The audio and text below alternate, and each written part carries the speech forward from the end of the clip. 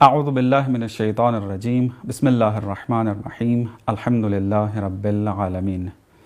नूर विलायत टीवी पर आपको खुशामदीद कहते हैं और मोमिनीन जानते हैं कि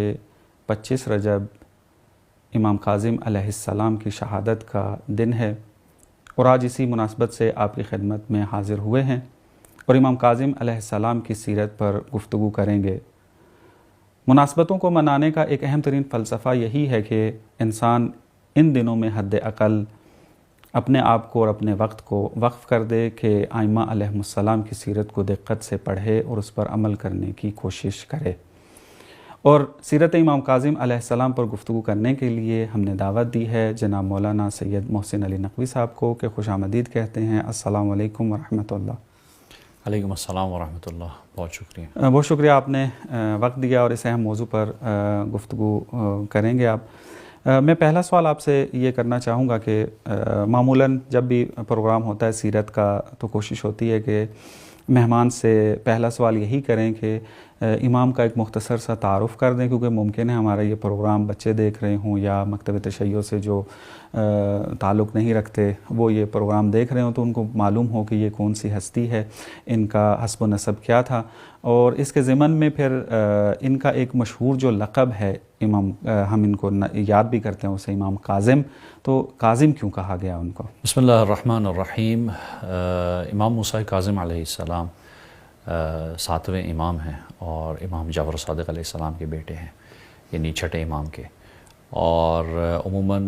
शियों को जाफ़री कहा जाता है, फ़िक़्ह जाफ़री, यानी इमाम जाफ़र सादिक़ अलैहिस्सलाम से। और इमाम मूसा काज़िम ख़ुद फ़र्ज़ंद हैं इमाम जाफ़र सादिक़ अलैहिस्सलाम के, और इनकी वालदा का नाम भी हमीदा है। तारीख़ के मुताबिक इमाम की विलादत के बाद से जो बाज़ मोअज़ज़ात हुए वो भी तारीख़ में बहरहाल बयान हैं इस शख्सियत के हवाले से, इमाम के हवाले से। और जो पहली मोअज़ज़ा जिसके बारे में बयान किया गया, तारीख़ में कहा गया, वो ये था कि जब इमाम मूसा काज़िम अलैहिस्सलाम की विलादत होती है तो वालिदा गिरामी आकर इमाम जाफ़र सादिक़ अलैहिस्सलाम को फरमाती हैं कि इस बच्चे ने दोनों हाथ अपने ज़मीन पर रखे और अपने सर को आसमान की तरफ बुलंद किया। तो उस पर इमाम जाफ़र सादिक़ अलैहिस्सलाम फरमाते हैं कि जब भी अल्लाह के यहाँ जो खुदा के अम्बिया और औलिया होते हैं, यानी इमाम होते हैं, जब भी उनकी विलादत होती है तो वो इसी तरह से खुदा की तस्बीह या खुदा का शुक्र अदा करते हैं। ये दर हकीकत निशानी थी कि इमाम जाफ़र सादिक़ अलैहिस्सलाम की औलाद में से जो इमाम मूसा काज़िम अलैहिस्सलाम है, ये इमाम हैं इमाम जाफ़र सादिक़ के बाद। और ख़ुद इमाम को हम मूसा काज़िम, लफ्ज़ काज़िम जो है वो जो लक़ब इमाम को मिला वो इस वजह से मिला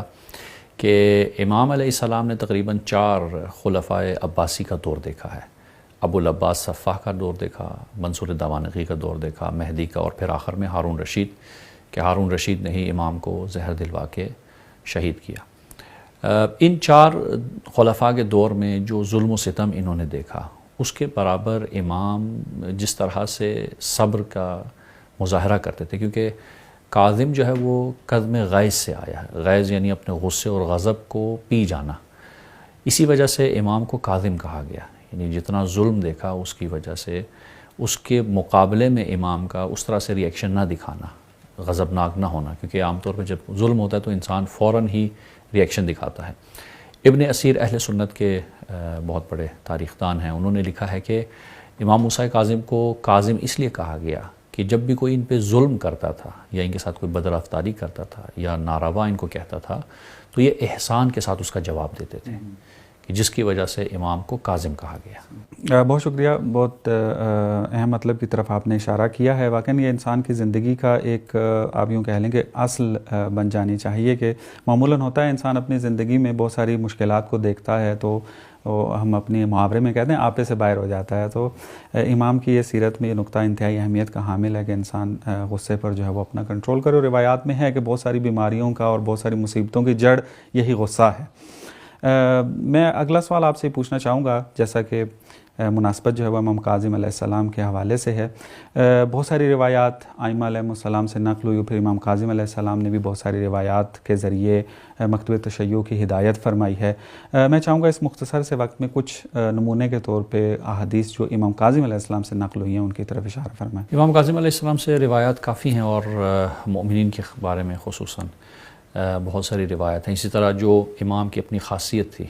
جس کو آپ کہیں کہ اپنے غصے کو پی جانا، اس کے حوالے سے پھر مومنین کی مدد کے حوالے سے بہت زیادہ تاکید فرماتے تھے امام، کہ حتیٰ یہاں تک کہ امام کہتے تھے کہ اگر کوئی شخص کسی مومن کی کوئی درد دور کرے، اس کو خوش کرے اور اس کی پریشانی کو دور کرے، تو اس کی وجہ سے خداوند متعال خوشحال ہو جاتا ہے، اور خدا کے ایسے بندے زمین پر ہیں۔ اس کے علاوہ بہرحال دنیا کی طرف امام کی کیونکہ رغبت بہت کم تھی، اور اس کی مثال بھی تاریخ میں ملتی ہے کہ جس طرح سے ہارون رشید نے جب امام قید میں تھے تو ایک کنیز کو بھیجا، بہت خوبصورت کنیز تھی، اور مقصد یہی تھا کہ دنیا کی طرف امام کی رغبت لائے، اور دیکھنا چاہتا تھا کہ اس کنیز کے ساتھ کیسا رشتہ یا ناطہ بنتا ہے امام کا، یا کس طرح سے معاملہ انجام پاتا ہے۔ تو امام نے جو دربان جو اس کنیز کو لائے تھے ان کو کہا تھا کہ یہ تمہارے لیے ہو سکتا ہے کہ ایک ہدیہ ہو گراں بہا، ایک قیمتی ہدیہ، لیکن مجھ جیسے شخص کے لیے گراں بہا ہدیہ نہیں ہے، اس کو واپس لے جاؤ۔ پھر ہارون حکم دیتا ہے کہ زبردستی کہتا ہے کہ اس کو لے جاؤ، اور وہ وہاں پر رہتی ہے۔ کچھ دن کے بعد جب واپس جو دربان ہوتے ہیں وہ رپورٹ کرتے ہیں ہارون رشید کو، کہتے ہیں کہ وہ کنیز تو اب سجدے کی حالت میں رہتی ہے، عبادت کی حالت میں، تو دنیا کی طرف رغبت کم تھی۔ اسی سلسلے میں ایک حدیث ہے امام کی، اگر اجازت دیں تو امام علیہ السلام فرماتے ہیں کہ مثل الدنیا کمثل ماء البحر، دنیا کی مثال دریا یا سمندر کے پانی کی طرح ہے۔ مثل الدنیا کمثل ماء البحر کلما شرب منہ العطشان ازداد عطشا حتی یقتل۔ فرماتے ہیں کہ اس پانی کی خصوصیت یہ ہے کہ سمندر کے پانی کو جتنا بھی پیاسا شخص جو ہے اس کو پیے، اس کی نہ یہ کہ پیاس بجھتی نہیں ہے بلکہ اس کی پیاس میں اور اضافہ ہوتا ہے، اور اس حد تک اضافہ ہوتا ہے کہ وہ اس کو پی پی کر مر جاتا ہے۔ گویا سمندر کا پانی پیاسے فرد کے لیے جو بہت زیادہ تشنا ہو اور پیاسا ہو اس کے لیے خطرناک ہے، کیونکہ جتنا زیادہ وہ پانی پیے گا اس پیاس کی شدت میں مزید اضافہ ہوگا، کمی نہیں ہوگی، یہاں تک کہ اس کو پی پی کر مر جائے گا۔ اب دیکھیں مثال بہت خوبصورت ہے کہ امام فرماتے ہیں کہ یہ دنیا پانی کی طرح ہے۔ کون سے پانی کی طرح؟ سمندر کے۔ آپ دیکھیں کہ ہم اپنی زندگیوں میں کبھی تمنا کرتے ہیں، مثلا جب پیدل چلتے تھے تو کہتے تھے کہ خدا ایک سائیکل مل جائے، جب سائیکل آئی تو اب بائک مل جائے، جب بائک آ گئی تو گاڑی آ گئی۔ اب گاڑی پہ بھی اکتفا نہیں ہے، اچھا ماڈل آ جائے، پھر ایک گھر ہے تو دوسرا گھر آ جائے، اسی طرح بڑھاتے رہتے ہیں، یعنی انسان راضی نہیں ہوتا۔ یہ جو رضایت ہے، خدا کی رضا میں راضی ہو جانا، یا جتنا ہے اسی کے اوپر اکتفا کرنا، یا ایک لفظ استعمال ہوتا ہے قناعت۔ قناعت یعنی جتنا کچھ ہے اسی پہ انسان راضی ہو جائے خدا کے لیے، یہ ہمارے ہاں بہت کم ہے۔ ہمارے ہاں معاشرے میں اکثر مشکلات اسی وجہ سے ہیں کہ ہم اس دنیا کی جو کچھ بھی ہمیں اس دنیا میں ہمیں ملا ہے، جو بھی نعمت خداوند متعال نے دی ہیں، ہم اس کے اوپر صبر و شکر نہیں کرتے، بلکہ مزید اور حل من مزید کی جو ہے وہ نعرہ ایک بلند کرتے ہیں، جس کی وجہ سے سارا دن ہمارا، سارا وقت جو ہے وہ اسی بھاگ دوڑ میں گزر جاتا ہے، سارا سال ایسے گزر جاتا ہے۔ یعنی بعض لوگ ایسے ہیں وہ کہتے ہیں کہ ہمیں سال کے گزرنے کا پتہ ہی نہیں لگا، ہمیں ماہ کے گزرنے کا، مہینے کے گزرنے کا پتہ نہیں لگا۔ اور یہ جو پروگرام بہرحال مقدمے میں آپ نے بیان کیا کہ آج جو مناسبتیں ہیں ان کو، اس دن کو وقف کر دینا اس امام کی یاد سے، یہ بہت ضروری ہے۔ یعنی ائمہ معصومین علیہ الصلوۃ والسلام کی جو ولادت اور شہادت کے ایام ہیں، اس میں جب ایک مومن اپنے دل کو وقف کر دیتا ہے اس امام کے لیے، اور یہ سمجھنے کے لیے کہ یہ امام کیسی شخصیت تھی، کیوں اس دنیا میں بھیجے گئے، ہمارے لیے انہوں نے کیا کام کیا، کیا درس انہوں نے ہمیں دیا، تو واقعاً انسان اپنی اس غرض خلقت کی طرف پلٹتا ہے۔ تو امام بھی یہی فرماتے ہیں کہ دنیا کے پیچھے جتنا بھاگو گے یہ اتنا تمہیں تنگ کرے گی، تمہیں زیادہ سے زیادہ ملے گا ضرور، لیکن یہ ہے کہ یہی دنیا تمہیں ہلاک کر دے گی اور تم جو خدا کا راستہ اس کو بھول جاؤ گے۔ ہمارے ہاں بہت ساری ایسی مثالیں ہیں، کیونکہ ظاہر ہے ہمارے دیکھنے والے مومنین ہیں، بہت سارے ایسے مومنین وہ خود اس چیز کا تجزیہ کر سکتے ہیں کہ جب تک وہ اس دنیا کے پیچھے نہیں بھاگتے تھے، یعنی ان کا ہم و غم دنیا نہیں تھا، تو مجالس میں جاتے تھے، امام بارگاہ میں جاتے تھے، مسجد میں جاتے تھے، گھر کے اندر جو ہے وہ نظر و نیاز تھی، مجالس تھے. لیکن جب سے دنیا کے پیچھے بھاگنا شروع کیا، جب سے دنیا کے طلب میں بھاگے ہیں، تو اب مجالس بھی چھوٹ گئے، اب نماز بھی چھوٹ گئی، اب تو خدا سے راز و نیاز کرنے کا وقت بھی نہیں ملتا. یہ کیوں ہے؟ یہ اس لیے کہ یہ اس پیاسے کی طرح ہے کہ جو سمندر کا پانی پی رہا ہے، اور یہ دنیا فانی ہے، اس کی بقا نہیں ہے، تو اس نے یہیں پہ رہ جانا ہے، اس نے نابود ہو جانا. جی ہاں بالکل. یہ روایات میں ہے بھی کہ حب الدنیا رأس کل خطیئہ، کہ دنیا کی جو محبت ہے وہ ہر غلطی کا جو ہے وہ جڑ اور رئیس ہے اس کی آ کر. اور ایک نقطے کی وضاحت میں کر دوں کہ دنیا سے مراد یہاں پر جو ہے وہ یہ ہے جو خدا سے دور کر دے. وائلا جو ہے اس دنیا میں زندگی گزارنا، اور یہ دنیا مزرعۃ الآخرہ بھی اس کو جو ہے وہ کہا گیا اس حوالے سے کہ غلط فہمی نہ ہو جائے. میں اصل میں دنیا جو ہے وہ ذریعہ ہے آخرت کا، اور بہترین جو خوش قسمت ترین شخص وہ ہے کہ جس کی دنیا اور آخرت دونوں ہوں، یعنی بیلنس ہو. جب ہم دنیا کی بات کرتے ہیں، امام مثال دیتے ہیں، کیونکہ دنیا جو ہے ایک انگریزی میں اس کا ایک ترجمہ بہت خوبصورت ہے دنیا کا. وہ کہتے ہیں پاسنگ انجوائمنٹ، ایسی جو لذت جو گزر گئی، ختم ہو گئی، گزر کے ختم ہو جاتی ہے، فانی ہے. تو جب دنیا سے مراد ہے وہ یہی ہے کہ اس دنیا میں اگر ہمیں بنگلہ، گاڑی، کچھ بھی چاہیے، اولاد بھی ہو، وہ سب خدا کی راہ میں ہو، کہ جو ہمیں خدا کی طرف نزدیک کرے، دور نہ کرے. بالکل ایسے ہی ہے. بہت شکریہ. انتہائی اہم حدیث کی طرف اشارہ کیا. واقعاً آپ یوں کہیں گے تمام معارف کا اگر کہیں کہ یہ بیان ہے اس کے اندر تو کم نہیں ہے. اگلا سوال میں آپ سے یہ پوچھنا چاہوں گا کہ جیسا کہ ہم دیکھتے ہیں ائمہ علیہم السلام کی جو زندگی رہی ہے وہ یہ ہے کہ اپنے ہر دور میں انہوں نے کوشش کی ہے کہ یہ جو شجرہ طیبہ ہے مکتب تشیع کا، اس کی بقا کے لیے تگ کریں. مختلف انداز میں علمی دنیا کے اندر بھی کام کیا، سیاسی اور اجتماعی میدانوں کے اندر بھی جو ہے وہ کام کیا، اور مومنین کو آمادہ کیا، اور اس طرح کی خدمات جو ہیں وہ انجام دی ائمہ علیہم السلام نے. میں چاہوں گا امام کاظم علیہ السلام کی نسبت سے کہ انہوں نے اپنے دور کے اندر تشیع کی بقا کے لیے کیا اقدامات کیے. بہتر یہ ہے کہ ہم کہیں کہ اسلام کے بقا کے لیے جو اسلام ناب محمدی ہے صلی اللہ علیہ وآلہ وسلم، اس اسلام ناب، اس اصلی اسلام کی بقا کے لیے امام نے کیا کیا. امام کی جب ہم زندگی دیکھتے ہیں تو واقعاً یعنی امام جعفر صادق علیہ السلام کے بعد خود امام کا، اور اس طرح سے اکثر زندگی کا جو پہلو ہے یا حصہ ہے اس کا قید و بند میں رہنا، زندان میں رہنا، یہ خود اس بات کی گواہی دیتا ہے کہ امام کی جو فعالیت تھی، بھلے کچھ عرصے کے لیے ہو یا جب بھی زندان سے باہر آتے تھے،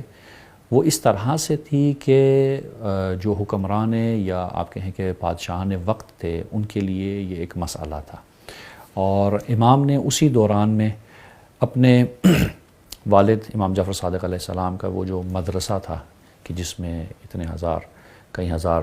آپ کہیں کہ شاگرد تھے، اسی سلسلے کو آگے بڑھایا، شاگردوں کی تربیت کی، جس کی وجہ سے یہی شاگرد مختلف جگہوں پہ جا کے خدمات انجام دیتے رہے، دین ناب اسلام کو یا دین ناب محمدی صلی اللہ علیہ وسلم کو پھیلاتے رہے.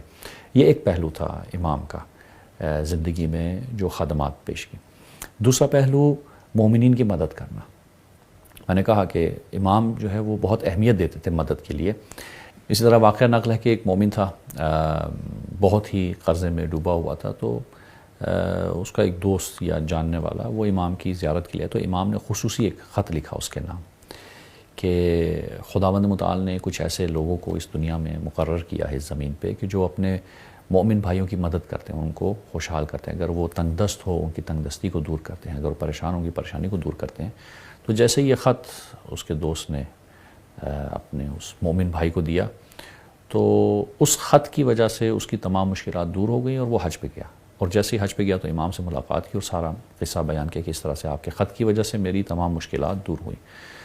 تو ساتھ بیٹھے اصحاب نے سوال کیا کہ کیا آپ کو اس بات پہ خوشی ہوئی ہے کہ؟ تو امام نے کہا مجھے بہت خوشی ہوئی ہے، کیونکہ مومن جو ہے وہ اس کی ایک عزت و آبرو ہے، اور اس عزت و آبرو کو حفظ ہونا چاہیے، یعنی اس کی جو سٹیٹس ہے، عزت ہے، اس کو برقرار رہنا چاہیے. لیکن مومن بھی مومن ہونا چاہیے. یہاں پہ ہم بریکٹس کے اندر جو ہے وہ یہ بات کہیں گے مومن بھی واقعا مومن ہونا چاہیے، کہ جس کو دیکھ کر اہل بیت کی پہچان ہو سکے، کہا جائے کہ ہاں یہ مومن ہے اہل بیت کا۔ تو امام کی جو خود زندگی ہے اس کے اندر علمی خدمات بہت زیادہ ہیں، بہت سارے شاگردوں کو انہوں نے تربیت دی، اسی طرح مومنین کی مدد کرنا مختلف مقامات پہ۔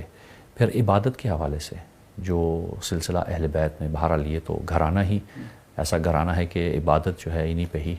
آپ کہیں کہ ان کے ساتھ ہی جچتی ہے، ان کے نام کے ساتھ، کہ یہ حق ادا کرتے ہیں عبادت کا۔ اور اس کے علاوہ سیاسی حوالے سے بھی امام بہت زیادہ آپ کہیں کہ امام کی فعالیت بہت زیادہ تھی، ایکٹیو تھے، یہاں تک کہ حسین ابن علی جو امام حسن علیہ السلام کی اولاد میں سے تھے، جن کو حسین فخ کہا جاتا ہے، صاحب فخ کہا جاتا ہے، شہید ہو گئے تھے، ان کو امام نے منع بھی کیا۔ امام نے کہا کہ آپ ابھی قیام نہ کریں، اور وہ مسئلہ بھی یہی تھا کہ کیونکہ منصور دوانقی کے زمانے میں جو ہے بہت زیادہ شدت کے ساتھ جتنے بھی علوی تھے ان کے اوپر دباؤ بہت زیادہ تھا، ظلم و ستم زیادہ تھا، تو انہوں نے پلان کیا مدینہ سے ہی کہ ہم ایک قیام کریں گے بنو عباس کے خلاف۔ اور مسئلہ یہی ہوا کہ وہ سب جو سلسلہ تھا وہ لیک آؤٹ ہوا، جس کی وجہ سے ان پہ حملہ ہوا، سب کے سب شہید ہو گئے، یعنی وہ سلسلہ کامیاب نہیں ہوا۔ اور امام نے بہرحال کہا تھا کہ یہ سلسلہ نہ کریں، کیونکہ یہ اس وجہ سے نہ کریں، نہ یہ کہ قیام کے اندر کوئی مشکل ہے، یہ وجہ نہیں تھی، وجہ یہ تھی کہ شرائط نہیں ہے ابھی۔ یعنی بہت ضروری ہے ہمیں یہ جاننا کہ ائمہ علیہم السلام صرف اس پہلو کو نہیں دیکھتے تھے کہ مثلا ابھی کوئی قیام نہیں کر رہا یا ہمارے ساتھ، نہیں، شرائط کا ہونا بھی ضروری ہے۔ یعنی امام حسین علیہ السلام کے زمانے میں جو شرائط بنی امام کے قیام کی، وہ شرائط امام حسن علیہ السلام کے زمانے میں نہیں تھی۔ اسی طرح امام موسیٰ کاظم علیہ السلام اگر منع کر رہے ہیں حسین ابن علی کو یا حسین فخ کو کہ ابھی آپ قیام نہ کریں، اس کی وجہ یہ ہے کہ امام کی نظر معاشرہ اور اس جو سلسلہ ہے اس زمانے کے حالات و احوال کو دیکھتے ہوئے، شرائط کو دیکھتے ہوئے بیان فرما رہے ہیں کہ یہ کامیاب نہیں ہوگا، اور ویسا ہی ہوا کہ یہ کامیابی نہ ملی۔ لیکن بہرحال حسین فخ قابل تمجید ہیں ائمہ کے اقوال کے اندر، انہوں نے مدحت بیان کی ہے، ان کی تعریف کی ہے اپنے احادیث کے اندر۔ لیکن اس واقعے سے یہ اندازہ لگایا جا سکتا ہے کہ کس طرح سے امام پورے اس زمانے کو جانتے تھے۔ اور ایک اور سلسلہ جو ہے وہ ہم کہیں کہ ایک قسم کی جو ہے ہمارے ہاں عام جو ایک تصور پایا جاتا ہے امام موسیٰ کاظم علیہ السلام کے بارے میں، وہ یہ ہے کہ شاید امام کی ساری زندگی زندان میں تھی، اور امام نے جو ہے وہ باہر آ کے کوئی کام نہیں کیا، پریکٹیکلی کوئی کام نہیں کیا۔ یہ غلط سوچ ہے، کیونکہ جو امام کی زندگی ہم دیکھتے تو اس میں مختلف ادوار ہیں، مختلف آپ کہیں کہ وہ مراحل تھے کہ جس میں امام اصلا مدینہ میں نہیں تھے، مدینہ سے باہر تھے، جبکہ ان کو گرفتار کرنے کے لیے آتے تھے تو امام نہیں ملتے تھے۔ گویا امام جتنے بھی علاقے تھے وہاں پہ جاتے تھے، اپنے شاگردوں کو ملتے تھے، تربیت کرتے تھے، اور اس کے علاوہ تبلیغ اسلام کرتے تھے۔ تو امام کی جو زندگی ہے وہ صرف اس کو ہم زندان کے پیرائے میں نہ دیکھیں، بلکہ امام کی خدمات ایسی تھیں کہ وہ زمینہ بنی پھر امام علی رضا علیہ السلام کے لیے، کہ یہاں تک کہ آپ دیکھیں کہ بنو عباس کے اگر امام کی فعالیت نہ ہوتی، مثال کے طور پر اگر امام سارا وقت ہی زندان میں ہوتے تو پھر مأمون کو خوف نہیں ہونا چاہیے تھا امام رضا علیہ السلام سے، پھر ہارون رشید کو زہر نہیں دلوانا چاہیے تھا امام موسیٰ کاظم علیہ السلام کو۔ اس کا مطلب ہے کہ یہ جو ائمہ ہیں بئی کہ وہ زندان میں رہے اور کئی سال جو ہے زندان میں انہوں نے وہ سختی کاٹی، لیکن اس کے باوجود وہ جو فعالیت تھی، وہ جو آپ کہیں کہ ان کی جو سلسلہ تھا، جو کام کا، خدمت کا اسلام کے لیے، وہ جاری تھا۔ اور یہیں سے ہم یہ پیغام لیں گے یعنی امام کے اسی فعل سے کہ آج جب ہمارے امام وقت غیبت کبریٰ میں ہیں تو ہماری بھی ذمہ داری ہے کہ ہم بھی فعال رہیں،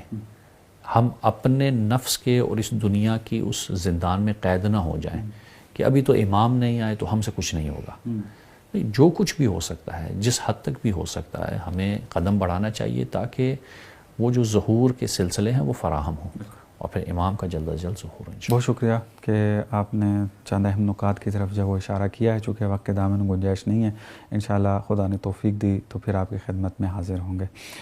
ناظرین، آپ نے دیکھا کہ امام کاظم علیہ السلام کی سیرت میں انتہائی اہم نکات ملتے ہیں کہ جو ہماری زندگی کے اندر مشعل راہ ہیں۔ ایک اہم حدیث کی طرف انہوں نے اشارہ کیا، اور واقعاً ہر مومن بلکہ ہر مسلم بلکہ ہر بشر کو اس کی طرف توجہ کرنے کی ضرورت ہے کہ ہم اگر اس مادی دنیا کے پیچھے لگ گئے تو ہلاکت کے علاوہ کچھ بھی ہمارے حصے میں نہیں آئے گا۔ اور پھر اس کی طرف اشارہ ہوا کہ دنیا سے مراد یہ نہیں ہے کہ ہم یہ جو ہمیں ظاہری اسباب و مادی اسباب ملتے ہیں اس سے استفادہ نہ کریں، اس کو حاصل نہ کریں، بلکہ اس کو ہم اپنا ہم و غم نہ بنا لیں، اس کو اپنا ہدف نہ بنا لیں اس طریقے سے کہ پھر خدا بھول جائے، خدا کی قربت حاصل نہ کر سکیں، اولاد جو ہے وہ مانع بن جائے خدا کی عبادت سے، اور اس طرح کے باقی تمام